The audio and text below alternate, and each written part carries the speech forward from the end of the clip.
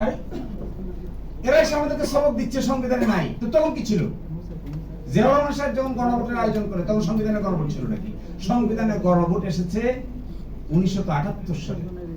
1978 সালে সংবিধানে, তাও মাশাআল্লাহ প্রক্লেমেশনের মাধ্যমে মাশাআল্লাহ জারি করে সংবিধানে কেটে ছিঁড়ে পোস্টমর্টেম করে সিজার চালিয়ে পছন্দ মতো ডাইনে বামে নিয়ে এই কাজ করে এখন আমাদেরকে এসে সবক শোনাচ্ছে কোনটা সাংবিধানিক আর কোনটা নাকি অসাংবিধানিক। এদের মুখে তো এগুলো মানায় না। এরা কেন এগুলো বলবে? এদের জন্ম প্রক্রিয়া কি দেখেন। নির্বাচন হচ্ছে কবে? 18 ফেব্রুয়ারি 1979 সালে সামরিক আইনের অধীনে জাতীয় সংসদ নির্বাচন অনুষ্ঠিত হয়। আশ্চর্য, ডেমোক্রেটিক নির্বাচনই তো না এটা। সামরিক আইনের অধীনে বিএনপি সংসদে সংখ্যাগরিষ্ঠতা লাভ করে, তখন সামরিক আইনের অধীনে। 6 এপ্রিল 1979 সালে সন্ধ্যা 8টা থেকে সামরিক আইন প্রত্যাহার করে। 7 এপ্রিল 1979 সালে গেজেট প্রকাশের মাধ্যমে সামরিক আইন প্রত্যাহার কার্যকর হয়। তো ওনারা এসে আমাদেরকে এখন সংবিধান শিখাচ্ছে। আমি আর সময় নেব না। লাস্টের কথা, 133টি অধ্যাদেশ পড়ে এত রক্তক্ষরণ হচ্ছে। এভরি ডে কে মনে হয় এভরি মান্থ, প্রতিদিন কে মনে হয় একটা বছর। রাতে ঘুমানো যায় না।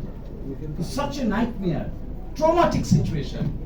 জাতীয় মানবাধিকার কমিশনের আইনকে রিপিল করে দিচ্ছে, গুম প্রতিরোধ প্রতিকার অধ্যাদেশকে রিপিল করে দিচ্ছে, সুপ্রিম কোর্টের বিচারক নিয়োগ অধ্যাদেশকে রিপিল করে দিচ্ছে, সুপ্রিম কোর্ট থেকে পৃথক বিচার বিভাগীয় সচিবালয়ের সামনে সরকার ইচ্ছা পোষণ করিলে শব্দযোগ করে দিচ্ছে, ব্যাংক রেজলিউশন অর্ডিন্যান্স বাদ করে দিচ্ছে। ট্রমাটিক। দুর্নীতি দমন কমিশনের সংশোধনী অধ্যাদেশ 2025, যার মাধ্যমে সার্চ কমিটি করে দুর্নীতি দমন কমিশনের মহাপরিচালক নিয়োগ দিতে হবে, এই মর্মে যে বিধানটা বাদ করে দিচ্ছে। আশ্চর্য। তাহলে আপনি পুরাটাকে একসাথে দাঁড় করেন, এগুলো সবগুলো বাদ দিলে কি হয়? কারণ মানবাধিকার কমিশনের চেয়ারম্যানকে পাওয়ার দেওয়া হচ্ছে। সে কি পাওয়ার? তারা সো মোটো স্বতঃস্ফূর্তভাবে তদন্ত করতে পারবে, গুমের তদন্ত করতে পারবে। কারণ দিছে ডান দিকে, আমি হাসলাম পরে পরে। ডান দিকে দিছে গুম নামক অপরাধটার সাথে রাষ্ট্রের গুরুত্বপূর্ণ সংবেদনশীল ব্যক্তিবর্গ জড়িত থাকে মর্মে এই আইনটিকে ল্যাপস করে দেওয়া দরকার। আরে তার একটা আয়না করবে।